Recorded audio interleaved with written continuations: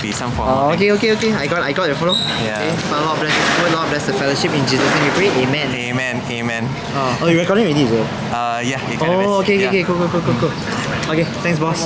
Yeah. So all taking cues from Kumar family. I feel it that way. Yeah. They are such a good influence, I feel. Oh yes, really appreciate what they do. I really think about how they're so open with their family and they're so positive all the time, such that initially the first time I watched it I thought this can't be real, but it actually is because of the just amount of quantity time you see they have with one another. And for me, if I've told you this before, what happened was when I watched, right, I came to learn that they made it a point for Kumar's in-laws, Rachel's parents, to stay with them so that they have time to spend more time with their grandchildren. And the in-laws are appreciating it because the American culture is you don't stay with your in-laws or you don't stay with your parents once you move out by the age of 18. Wait, is this Logesh's parents or Rachel's parents? Rachel's parents. Really? Okay. So when in America, you see, that's why the father is always involved. Exactly. It's not a very common thing. Usually parents, kids will move out, they will move to someplace else. Okay. So I find what gives Logesh's channel that much meaning is because Rachel is just that understanding and agrees with him on multiple points. So she said that it was a wonderful idea to bring my father and my mother to stay with us.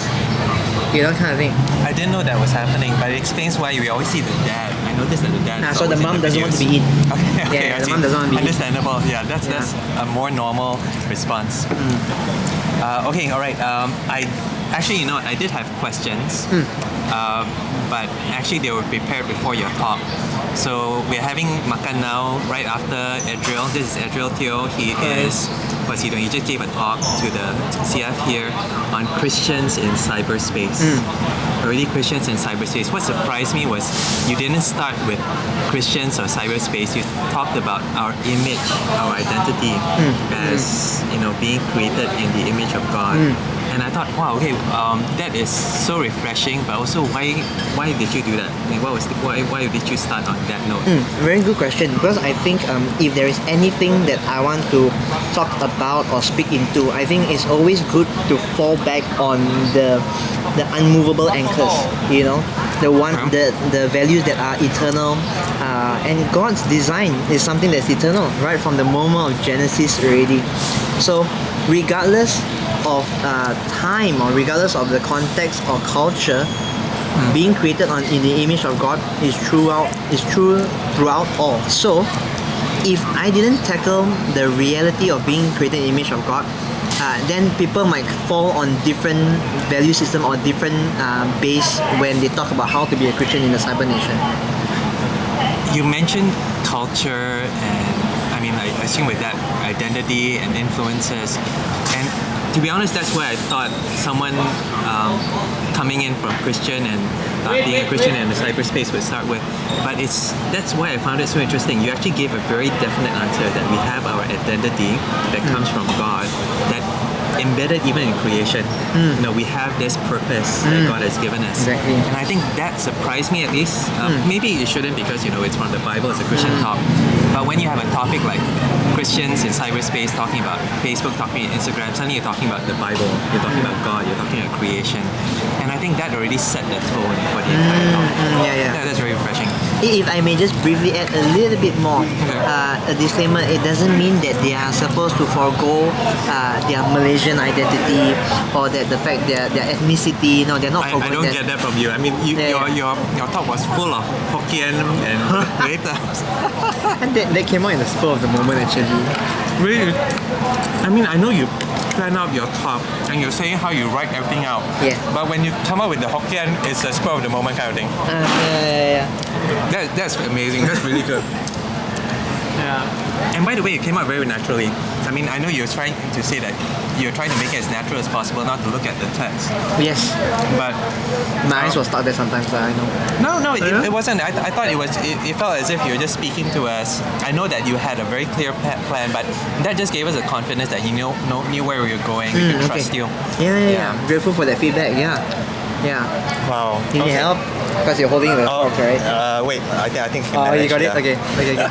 Yeah. Sorry, I realized I'm stopping you from makan. No. Yeah. We have time. Yeah.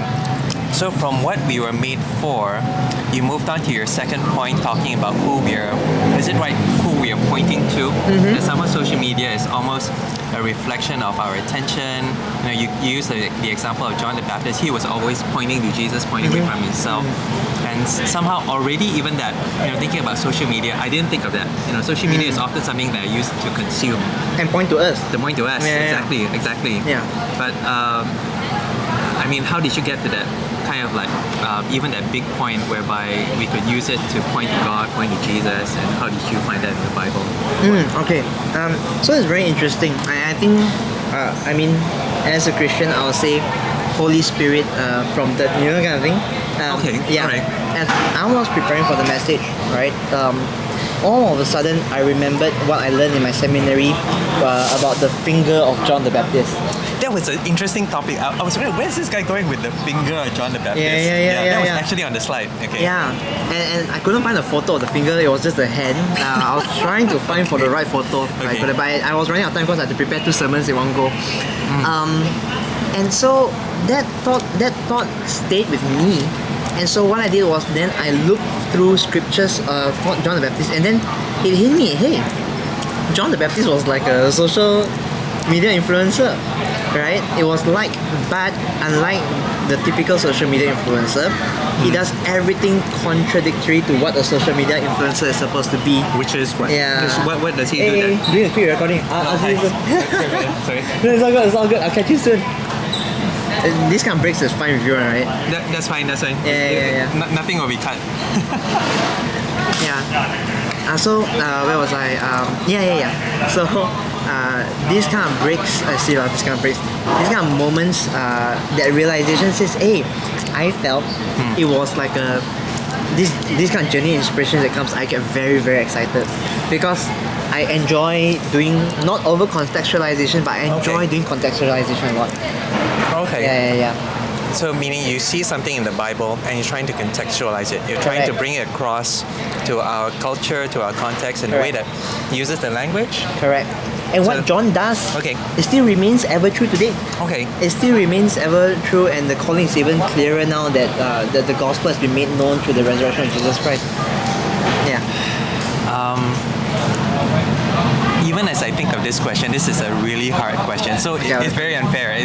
But you've just mentioned John the Baptist as an influencer. Would you be able to identify the current versions of John the Baptist? I find it hard to. I can think of John the Baptist-like characters, but he's such a unique character. He's so controversial. Correct. I'm not sure whether I can think of anyone. So the answer is no. No. The elements of what he does, I think can be practiced. But I don't think one needs to literally go in a different version of a wilderness and to eat weird stuff. Right. But if I want to label him today as a social media influencer, he probably would. Can you imagine him? Oh, today I'm going to eat locusts. Exactly. Okay, and then on TikTok, this is my 50th, 100th of baptism. Wow. Thank you, John. And then all the Pharisees and Sadducees grilling him. Exactly. On their TikTok. This is John the Baptist. Hashtag cancel him out. Cancel him. Actually, it would be very interesting to watch that, but it would be very, very painful. So he wouldn't be popular in a sense of many social influencers today, but he would be controversial. That's true. He would attract a lot of attention. That's true. Yeah. He's so controversial that he ended his social influencer run. And I think there was a part in John that he got so unsure whether he was doing the right thing that he asked his disciples to go ask Jesus, "Are you the one?" in the end. Right? And Jesus quoted the Bible back to him. The lame are healed. The blind can see. Kind of thing, to affirm him. You're doing the right thing in you decreasing and me increasing. That was, I think, him saying that he must increase, Jesus must increase, and I must decrease. If all he said was Jesus must increase, that's very easily done. Correct. But the I must decrease part is very counterintuitive in a social media culture. Because we think the more likes I get, the more following I get, therefore I get a more platform to speak about God and that will reach more ears. but it doesn't make sense that actually by me reducing my followers is actually a way of translating that to more people seeing God and seeing. Correct. Yeah. And that's so true. When you said the idea initially to get more followers, to get a greater reach, it makes sense. But the impact is even more pronounced when they see you, be it on or off social media, that your life just speaks of God. Yeah, it's more lasting rather than he's a social media Christian influencer, that kind of statement. But that's as far as it goes. There is no real so sorry if you hear the bus. There's no real discipleship happening.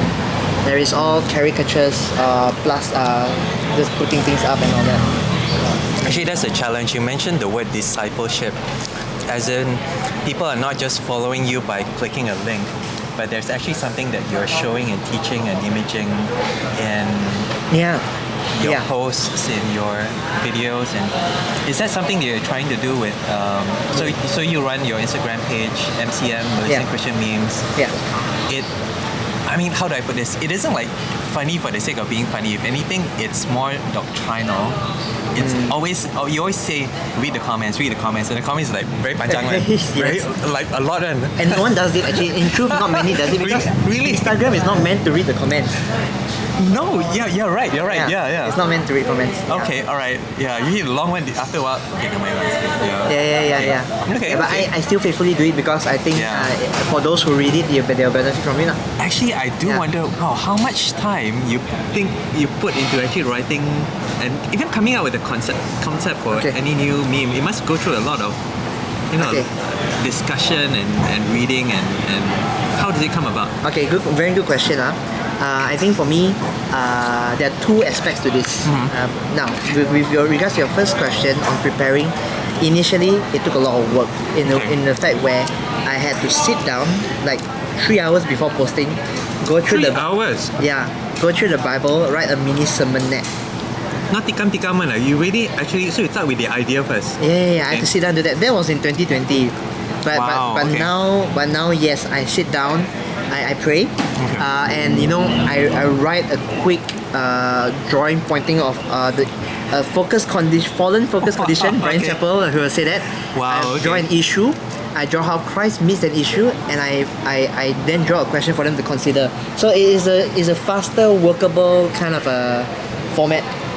Yeah. I find that very challenging because, again, you've described what many pastors go through in their sermon preparation process, but it's almost a challenge for any pastor. They're preparing for Sundays. Instead of just saying, what's your big point?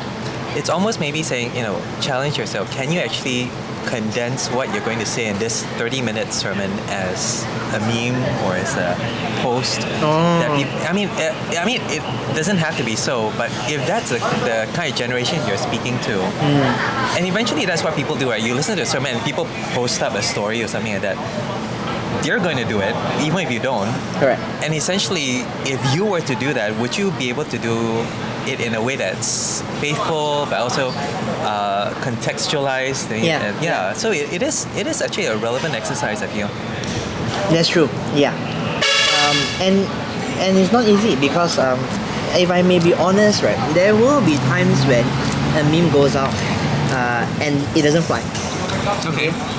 The point is still clear. It doesn't fly. Only like 30, 60 likes kind of thing. Really, really low compared to the 1,000 followers. And I guess that feeling does come. Not enough likes and that's the scary thing about how social media has wired us. You see. I think that's so honest of you to admit that. Yeah. I feel it as well. Sometimes you feel validated by the number of likes. True. Yeah. Because that's the purpose of the likes. It's supposed to validate you. Yeah. So, but what I do is, because there's a team of us making memes, it's not just me.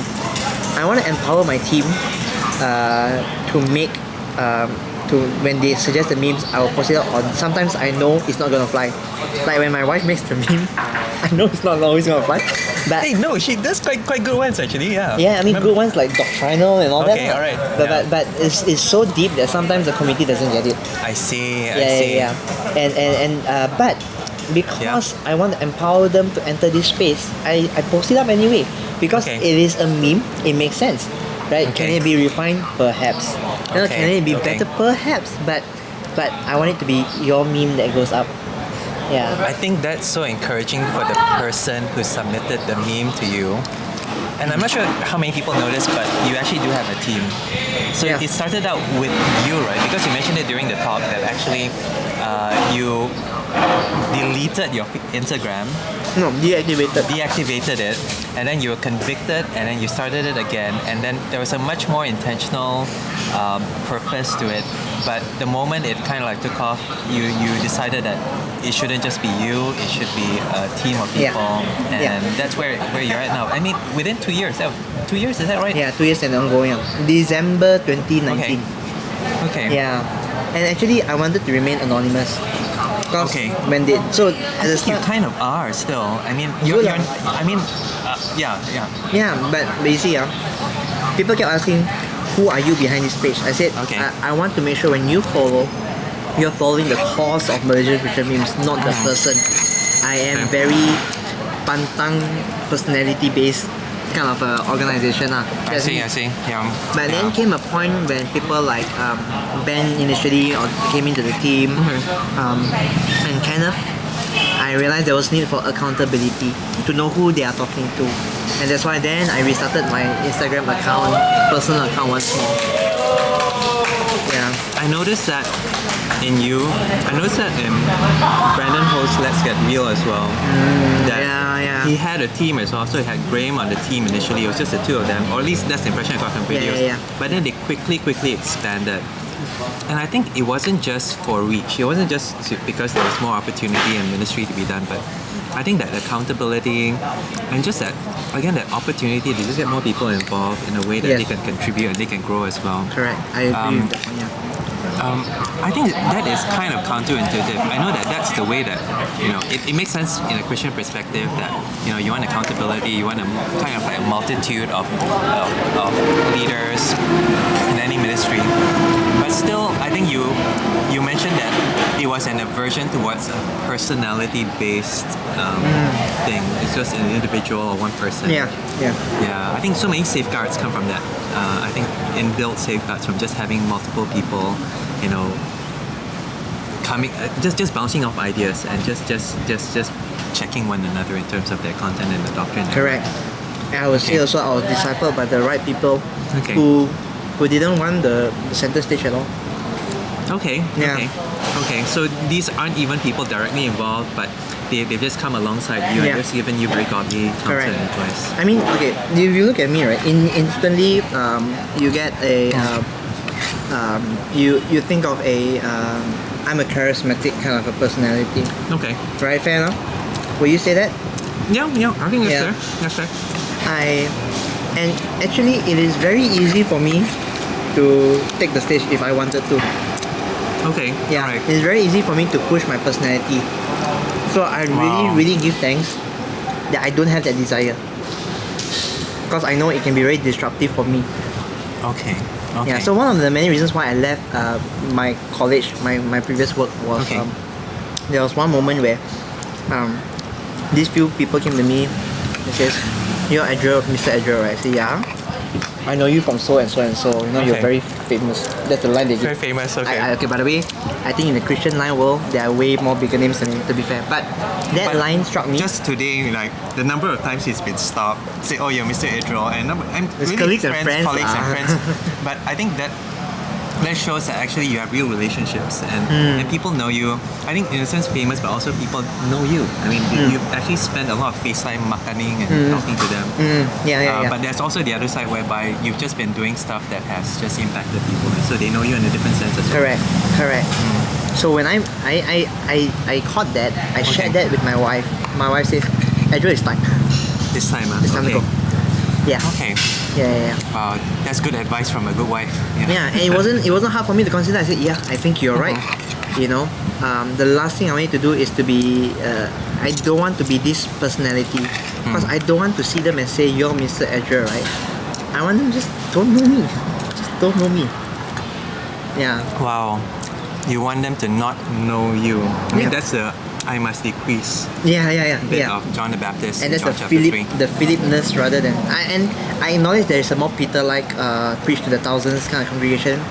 And if God does call me to that space, I will choose to be faithful, but I will do it in a way that no one's gonna know me. I'm just my personality is gonna be as that's the stuff that I'm a charismatic guy, but I try my best to point it back to God. Point it back to God. Yeah. Okay. Thanks for that. I'm just so paiseh because I've stopped you from makaning your lunch, which is very good. The way he ordered it was he just said surprise me, and that's what turned up. Yeah, it's a lot like Mama, you. I'm very close with his name is Mr. Balan. I'm surprised that you didn't suggest we go and eat your panna paneer because you keep talking about that. Yeah. Oh no, these are more homey. This one more homey. Yeah, I'm glad as well. Yeah. How like that lah? I think can. This is a good place to end. I think just that kind of reflection on how you've gotten to where you are now. Having gone through lots of opportunities on social media, to minister to people, but behind that, one line that you said at the end of your talk was how social media is just a tool to make something that's organic, but the tool just makes that Artificial. Yeah. It's an artificial tool, and so it will always be limited. You can't have makan like this. Never. Like this. But at the same time, it is an opportunity. We met through social media. That's true. And then it can translate over. You're good in it. But I think there's just some wisdom when it comes to how you need to guard against personality-driven kind of like motives, and just having friends and having accountability is just a wise thing to be able to do, especially if things are going well. Yeah. Yes. Any last things that you want to say? No, I think you pretty much said it all. And I guess whoever's listening to this, may you be encouraged as well to decrease in the social media space and increase God wherever you're at. Yeah. That's good. Yeah. Okay. Okay.